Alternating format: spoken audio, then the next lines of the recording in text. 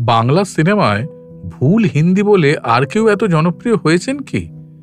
হয়েছেন জটায়ু, যে চরিত্রের সঙ্গে সমার্থক হলেন অভিনেতা সন্তোষ দত্ত।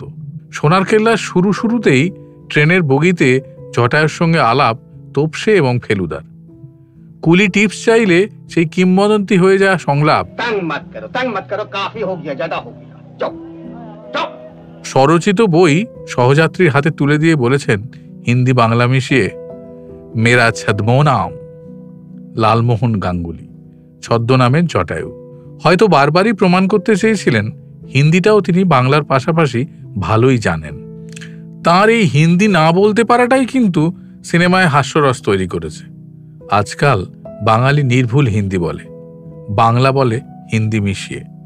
তরুণ প্রজন্মের বাঙালিরা অনেকেই আজকাল বাংলা হরফ পড়তে পারেন না। এই বাংলায় জটায়ুরা হারিয়ে যাচ্ছেন। বাঙালির কৌতুকও ধীরে ধীরে মলিন হচ্ছে তাঁর শতবর্ষে। ফলো করুন সংবাদ প্রতিদিন ডিজিটাল।